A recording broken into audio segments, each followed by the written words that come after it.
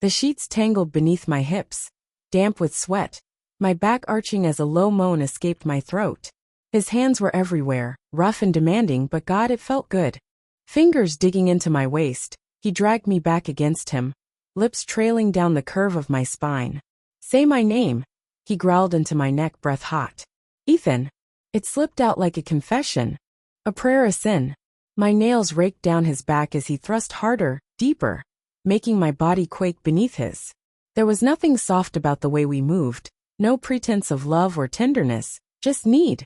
Blistering and raw like fire dancing on skin. He flipped me over in one smooth motion, pinning my wrists above my head, his eyes burning into mine. Dark. Intense. Like he wanted to devour me. You know this isn't just sex, he said, his voice low, possessive. I didn't answer. Couldn't. 'Cause it wasn't just sex. It never was. Not from the first time. Even now, years later. I remembered everything. The taste of whiskey on his tongue. The way the city lights flickered behind his silhouette that night on the balcony. His mouth claiming mine before I could say no. Before I even knew I wanted to. But I'd pretended. We both did. That it was just one night. That it didn't mean anything. Until I walked into that goddamn house 6 weeks ago and saw him again, standing next to my fiancé. Ethan. Ethan Blackwell. No. Ethan's younger brother. No. My future brother-in-law. The world had tilted then, and I barely held myself together through dinner. My smile cracked like porcelain. I don't think anyone noticed. Not even Lucas. But Ethan did. The way he looked at me across the table, his eyes trailing slowly over my dress, stopping at the hint of my collarbone. My breath had caught in my throat. He remembered. And now? Here I was, legs spread wide, wrists still trapped in his grip, letting him take me like he owned me. I shouldn't be here, I whispered, though my hips were already rolling to meet his. No, you shouldn't, he said, smirking. But you are. His mouth crashed into mine, tongues tangling with a desperate urgency that betrayed the weeks of pretending. I bit down on his bottom lip, hard enough to make him groan, and he pushed deeper inside me, making my body shudder. God, it was too much. It was never enough. When I came, it hit me like a wave, fierce and blinding. My scream muffled against his chest. And he didn't stop, not until he chased his own release, spilling into me with a final broken gasp. For a long moment, there was only the sound of our breathing. Tangled limbs, the soft hum of the ceiling fan above. Ethan's hand brushed against my cheek, tender now, which somehow hurt more. This is madness, I said softly, my voice hoarse. I know. We should stop. I know. I rolled to the side, pulling the sheet over my bare chest. His scent clung to my skin, thick and sweet like sin. I should have gotten up, dressed, left. Instead, I turned to face him. You didn't say anything that night, I murmured. After. I didn't think I'd ever see you again. Neither did I. Silence stretched between us, heavy with everything unspoken. You're marrying Lucas, he finally said. The words were sharp, accusatory. I know. Why? I stared at him. I couldn't answer. Because the truth would tear everything apart. 'Cause I didn't know anymore. Lucas had been charming, patient, a man any woman would be lucky to have. But ever since Ethan stepped back into my life, he made everything feel wrong. Like I was living someone else's story. I thought I loved him, I said. Ethan laughed bitterly. That's not a yes. I turned away, burying my face in the pillow, ashamed. Ashamed of the heat still pulsing between my thighs, of the way my body craved him even now. He slid behind me, his hand curling around my waist again. I should have pulled away. I didn't. You still want me, he whispered into my hair. Yes, I breathed.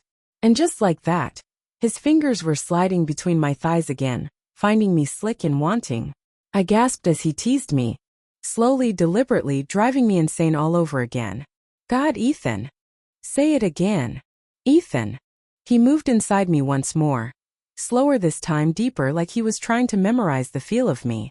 His lips trailed along my shoulder as we rocked together, skin against skin, every breath stolen. And when we were done, collapsed in silence, I knew I was in too deep. I wasn't sure I wanted to come up for air. The next morning, I stood in front of the bathroom mirror, staring at my reflection like I didn't recognize the woman in front of me. My lipstick was smudged, mascara faintly dusted beneath my eyes. My hair was tangled in that unmistakable post-sex mess, and the bruises blooming along my hips and thighs told their own story, one I couldn't erase. A knock came at the door, too soft to be Lucas. I opened it anyway. Ethan stood there shirtless, a towel slung low on his hips, damp hair falling over his brow. My throat went dry. My eyes dropped unwillingly to the sculpted lines of his abdomen, then lower. "Bathroom's all yours," I said quickly, stepping past him. His arm shot out, pressing against the doorframe, caging me in. "You okay?" he asked, voice low. "Do I look okay?" I shot back. He leaned in, his mouth barely brushing my ear. "You look like you just had the best night of your life." I pushed him, not hard but enough to break free. "We can't keep doing this." "But we will, won't we?" He wasn't even asking. He knew. Because deep down I didn't want to stop. Lucas found me on the patio 20 minutes later, sipping coffee and staring at the garden like it might offer me a way out of this mess. "There's my beautiful bride-to-be," he said, kissing the top of my head. I forced a smile. Lucas was everything he should be: charming, successful, respectful. He bought me flowers without a reason, held doors open. He listened when I talked and remembered what I said. But when he kissed me, my lips felt numb. When he touched me, I didn't melt, I froze. "We're still on for the tasting this afternoon?" he asked, sliding into the chair across from me. "Yeah," I said. "Of course." Ethan walked past then, fully dressed now, his shirt clinging a little too perfectly to his chest.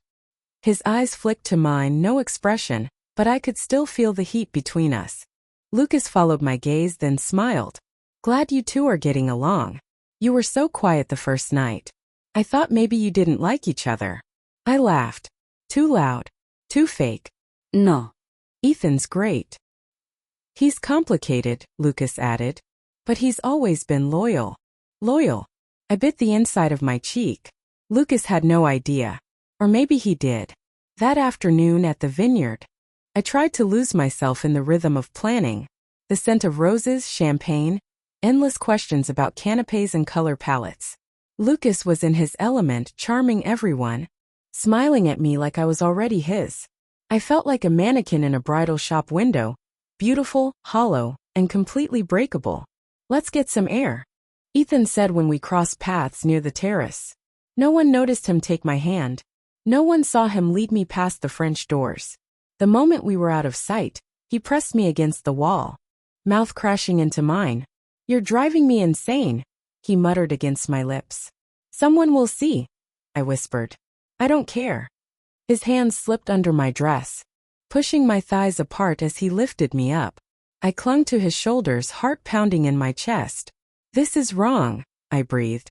"Then why are you so wet for me?" I whimpered as his fingers slid inside me, skilled, practiced, cruelly slow. "I think about you constantly," he growled. "The way you moan. The way you tremble when you come." I bit into his shoulder to keep from crying out, legs shaking as I came undone against his hand. He held me there, panting, the muscles in his jaw tight with restraint. When I finally looked into his eyes, I saw something I wasn't ready for, something deeper than lust. Fear gripped my spine. "We can't keep doing this," I said again, breathless. "Yes, we can. And we will." That night, I lay in bed with Lucas, his arm draped over my waist as he slept. His breathing was slow, even, peaceful. I was anything but. I slipped out quietly, needing air, needing space. I padded barefoot down the hall, past the guest room Ethan was staying in, until I found myself in the library. It was dim, lit only by the moonlight pouring in through tall windows. I ran my fingers along the spines of old books, trying to calm my racing thoughts. "You don't sleep much." I turned. Ethan stood in the doorway, hands in his pockets. "I needed a minute," I said. He stepped closer, eyes unreadable. "Tell me to stop and I'll stop." I opened my mouth, closed it again. "I can't," I said.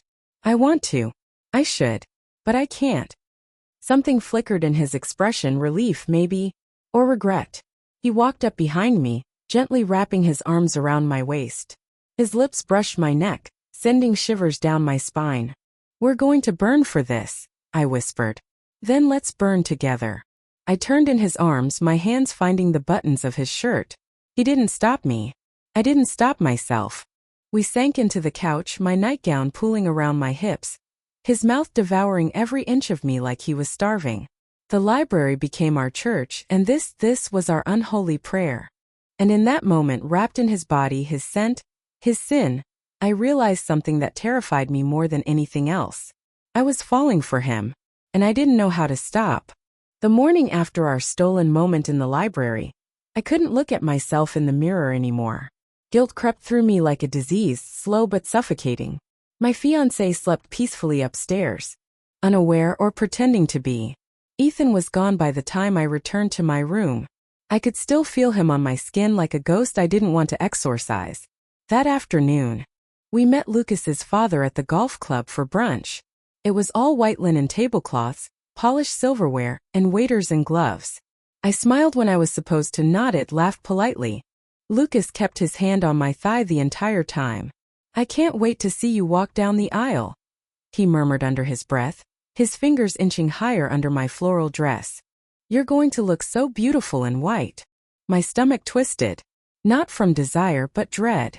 Across the table, Ethan watched us. He hadn't touched his food. His jaw was clenched, his fingers white-knuckled around the water glass. And when Lucas leaned over to kiss my cheek, Ethan stood abruptly. "Excuse me," he muttered. I wanted to go after him, but I couldn't. Not with eyes everywhere. Not with Lucas's grip tightening slightly, as if he sensed something was wrong. That night, I found a note slid under my bedroom door. "Meet me in the greenhouse. Midnight. Come alone." I almost didn't go, but I did. The greenhouse stood at the far end of the estate, a glass skeleton glowing faintly under the moonlight. Inside it was humid, fragrant, filled with vines and orchids and shadows. Ethan was already there, leaning against a wrought iron table, sleeves rolled up, shirt half unbuttoned. "You came," he said quietly. "I shouldn't have." He moved toward me, slow, deliberate. "Then leave." I didn't move. His hand touched my jaw, gentle. "I've never wanted someone like this. It's not just sex anymore. You know that, don't you?" I swallowed hard. "That's what makes it worse." He pulled me into him, pressing his forehead to mine. "I don't care about worse. I care about real." His lips crushed into mine, and the heat between us reignited like dry wood catching flame. He lifted me onto the potting bench, knocking over a tray of small succulents, and pushed my dress up to my waist. I gasped as his mouth found me. No hesitation, no mercy. I tangled my fingers in his hair, thighs trembling around his head. I came with a strangled cry, trying to muffle it against my own wrist. "I can't stop thinking about you," he said, standing, unbuckling his belt. "Every second of the day." He slid inside me, slow and deep, and I wrapped my legs around his hips like I needed him to keep me from falling apart. We moved together in frantic, fevered rhythm, the sound of our bodies echoing off glass and soil and stone. Afterward, he didn't let go. "We can run away," he said into my neck. "Just you and me." I laughed, broken. "That's not real life." "Why not? You don't love Lucas. You don't know that." He pulled back to look me in the eyes. "Then tell me, right now. Tell me you love him." I couldn't. I looked away. "That's what I thought," he said softly. I left the greenhouse in silence, my skin still damp, my heart in pieces. The next day, Lucas surprised me with a dress fitting and a spa appointment. He was attentive, too attentive, like he was watching me even when I thought he wasn't. At the salon, while my nails were being painted a perfect pearl pink, my phone buzzed. A message. No name. "Does Lucas know what happened between you and his brother that summer in Rome?" My entire body went cold. I stared at the words, nausea rising in my throat. I hadn't told anyone about that night. How I'd met Ethan at a bar 3 years ago. How we'd laughed, flirted, danced, fucked in a hotel room under a name I never gave. We parted ways with no promises. No names. I didn't know he was Ethan Delaney until I saw him again. Lucas's younger brother. The best man. Someone knew. Someone was watching. Another message came seconds later. "End it, or I will." That evening I confronted Ethan. He was in the garden again, pacing anxious. I handed him my phone. His eyes narrowed as he read the texts. "Do you think it's Lucas?" I asked. He didn't answer right away. "Maybe. He's not who you think he is." "What does that mean?" Ethan hesitated, then sighed. "He doesn't love you, Juliet. He never did." I stared at him. "Why would you say that?" He looked at me like he was holding back a truth too sharp to speak. "You need to tell me," I said, stepping closer. "You owe me that." "Your father," Ethan said slowly, "is the man who bankrupted our family, who drove our mother to suicide." I blinked, stunned. "What?" "Lucas found out 6 months ago. That's why he proposed so fast. He wanted revenge. Marrying you was never about love. It was about power, control, punishment." My mouth went dry. "No. That's not possible." Ethan's face twisted with sorrow. "He told me everything. He said he was going to break you. Slowly, quietly, make you beg for his affection, then crush you." I staggered back. The ground beneath my feet didn't feel real anymore. "He said the only thing more satisfying than watching your father's empire crumble would be watching his daughter unravel piece by piece." A sob burst out of me before I could stop it. Ethan reached for me. "Juliet, I swear, I didn't know. Not at first. But now I do. And I won't let him hurt you." Tears streamed down my cheeks. "Why didn't you tell me?" "Because I was selfish. Because I wanted you to." I shook my head, trembling. "This is a nightmare." "No," he said, gripping my shoulders. "This is your wake-up call." And just like that, everything I thought I knew shattered. The engagement, the smiles, the wedding plans. All a lie. And I was the sacrifice. I didn't sleep that night. I lay in bed staring at the ceiling, mind racing, heart broken open and bleeding into the silence. Every word Ethan said echoed inside me like a scream trapped in a hollow room. Lucas had known. All this time, he'd looked at me with that smooth, polished smile, touched me with those practiced hands, whispered sweet things in the dark while planning to break me. I'd thought I was marrying a man, not stepping into a carefully orchestrated ruin. But there was something worse than betrayal. I'd fallen for his brother. And now there was no way out that didn't leave blood on the floor. The next morning I dressed slowly, deliberately. I chose a sleek white dress, not the wedding one, but close enough to twist the knife if Lucas cared to notice. He was waiting for me downstairs with a fresh bouquet of ivory roses and a cup of my favorite coffee. "You look radiant," he said, leaning in to kiss my cheek. I flinched. His eyes narrowed just slightly, the change barely visible, like a ripple under still water. "Is something wrong, darling?" "Just nerves," I murmured, forcing a smile. He studied me, then handed me the flowers. "Let's get through the rehearsal dinner tonight. After that, we'll both be too drunk to care about anything but the honeymoon." I nodded and walked out the door, the scent of roses suddenly nauseating. Later that evening, the estate was buzzing with guests. The dining hall glowed with candlelight, clinking glasses, and expensive laughter. My parents were in their element, sipping champagne and showing off their future son-in-law like a prize stallion. Lucas's father gave a toast. Ethan stood off to the side, silent, eyes flickering to me only once. When he did, I almost dropped my glass. He looked like he was about to explode. I excused myself and slipped out to the veranda. The cool air hit my skin like clarity. I needed to breathe, to think. I needed Juliet. His voice behind me was raw. I turned. Ethan stepped out of the shadows, shutting the French doors behind him. "You shouldn't be here," I whispered. "I'm not letting him marry you." I shook my head, heart thudding. "You don't get to decide that." "I'm not trying to decide. I'm trying to save you." I looked away, blinking hard. "It's too late. It's all too far gone." "No," he said, stepping closer, his voice rough. "You don't understand. He's not just trying to hurt you. He wants to own you, break you slowly. And you'll wake up years from now wondering how the hell you ever let yourself be caged." "What choice do I have?" My voice cracked. "If I leave now, my family's ruined. My father, he'll lose everything." He reached for me. "Then let me be the villain. Let me be the one who tears it all down. I'll take the fall." I stared at him. "You'd do that? For you?" "Yes." And then he kissed me. It wasn't tender. It wasn't sweet. It was desperate. Starving. His mouth crushed mine with a hunger that pulled every lie I'd ever told myself into the light. I melted against him, my hands knotting in his shirt, bodies pressed so close I could feel his heartbeat pounding through both of us. "I need you," he whispered into my mouth. "Just one more time. Before everything burns." We stumbled into the side hallway, dark and empty. My back hit the wall as he kissed down my throat, hands beneath my dress finding bare skin. My breath hitched as he touched me, every stroke dragging a moan from my throat. I unzipped his pants, fingers fumbling needy. He lifted my thigh, positioned himself, and entered me in one long, aching thrust. I gasped, nails digging into his shoulders. It was madness. And it was heaven. He moved inside me hard and fast, his breath ragged in my ear. "You're mine," he growled. "Even if it's only tonight." And I didn't deny it. When we were finished, we stood in silence.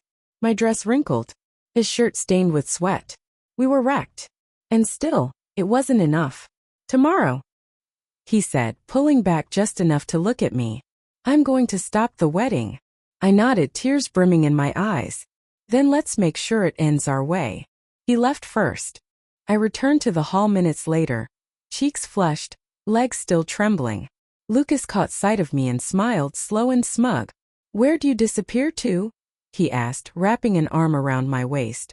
"Air," I said. "It was too warm." He said, hand resting just a little too low. "You always did prefer things cool."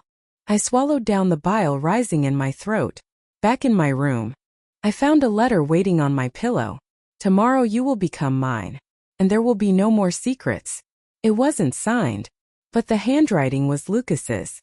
I stood there, clutching the note, realizing something terrifying. He knew. Not just about Rome. Not just about Ethan. About everything. And yet he still planned to marry me. Because that was the punishment. To own me. Knowing I wanted someone else. To parade me in white and call me his while I lived with the shame. But he hadn't counted on Ethan. And he hadn't counted on me being willing to burn it all down first. Tomorrow the wedding would happen. But it wouldn't end the way Lucas planned. The morning of the wedding dawned with a strange electric stillness. Sunlight filtered through gauzy curtains. And for a moment, I let myself pretend everything was normal. That today was just another day. That I was just another bride excited to walk down the aisle. But I wasn't. Today, I would set fire to the carefully crafted illusion that had brought our 3 lives to this point. The dress fit like a second skin, ivory silk and lace hugging every curve. My hair was swept up, my makeup flawless. I looked like the perfect bride. But under the surface, I was a live wire of fury and defiance. The house was buzzing. Staff darted between rooms. Guests arrived in polished cars. Champagne flowed like water. I stood in front of the mirror and breathed slowly. Then the door opened. Lucas walked in without knocking. "Juliet," he said smoothly, stepping inside like he owned the place. Like he owned me. "You look exquisite." I turned to face him. "So do you. Very polished. Ready to ruin lives in style." He chuckled. "That tongue of yours. Still sharp, even on your big day." He walked up behind me, placing his hands on my shoulders. "Did you get my note?" "I did." He leaned in, lips near my ear. "No more secrets, sweetheart. After today you're mine. In every way." I turned, stepping out of his grasp. "Let's not pretend this is about love, Lucas." He tilted his head, amused. "Of course not. Love is for fools. This is about justice." "Justice?" I echoed. "For my mother," he said coldly. "For the woman your father left to rot while building his empire on her ashes." I stared at him. "You think I didn't know who you were the moment I saw you?" he went on. "I courted you like a gentleman, proposed like a prince. But the day you wear my name, you become mine to destroy. Piece by piece. And your father will watch every second of it." I didn't flinch. Instead I smiled. "Funny. Because your plan is about to go to hell." He blinked. "What?" "I know everything," I said. "About what you did. About how you used me. But guess what? I used you too." He stiffened. "I never loved you. I never wanted you. And I never will." His eyes darkened. Careful, Juliet. You should be the one who's careful, I whispered. Because your brother? He's not playing your game anymore. His expression cracked just a flicker. Ethan. Oh yes, I said. Taking a step closer, my voice low and sharp. He knows. About Rome. About me. About us. You little. And he's going to end this. There was a knock on the door. A groomsman poked his head in. They're ready. 5 minutes to ceremony. Lucas straightened his tie, his mask sliding back on. You still have to walk down that aisle. I gave him a long look. Watch me. The ceremony was held in the family garden. Roses blooming, chandeliers strung between trees, violins playing some soft classical piece. The guests were seated, beautiful and bored. My father stood at the end of the aisle, pride shining in his eyes. And Lucas waited at the altar, all tailored perfection and cold, glittering triumph. I walked toward him slowly, each step steady. My heart wasn't racing. It was quiet, focused, ready. I reached him. He took my hand. The officiant began. Dearly beloved, we are gathered here today. Stop. The word cut through the air like a blade. All eyes turned to Ethan, standing just outside the rows of chairs. Lucas's smile vanished. Ethan stepped forward, his voice calm, but shaking with something deeper. This wedding can't go on. Murmurs rippled. My father stood. Ethan, what the hell are you doing? I'm telling the truth, Ethan said, eyes locked on his brother. This woman doesn't love Lucas. She loves me. Gasps. Someone dropped a glass. Lucas's face twisted. You son of a bitch. Ethan ignored him. He turned to the crowd. 2 years ago, Juliet and I met in Rome. We spent a night together, one we never forgot. We didn't know who we were to each other. But when we found out, we tried to bury it. To be good. To stay silent. He looked at me. But we failed. I stepped forward, voice strong. Because love doesn't disappear just because it's inconvenient. Lucas snarled. You think you're doing something noble? You've destroyed everything. No, Ethan said. You destroyed it the moment you planned to hurt her. The moment you turned this wedding into a weapon. The guests were frozen. Scandal blooming in their eyes like wildfire. Lucas lunged at Ethan, fist raised. But before he could strike, 2 security guards rushed in and pulled him back. Get off me, he shouted. She's mine. She's. No, I said, stepping away from the altar. I'm not yours. I never was. I looked at the guests, the roses, the chandeliers. And then at my father, whose face had gone ghostly pale. This marriage was a lie, I said. But I won't live one more second pretending. I took Ethan's hand. And together we walked out. The garden fell silent behind us. Outside the gates, I finally exhaled. My heart thundered, not from fear but from freedom. Ethan looked at me. You sure you're ready to face what comes next? I nodded. As long as I'm not alone. He smiled. You never were. We got in his car. Drove away from the wreckage. Toward something unknown. But for the first time in years, I felt alive. Not perfect. Not clean. But real. And in Ethan's hand, I held the only truth that mattered. We had survived the fire. Now we could build from the ashes.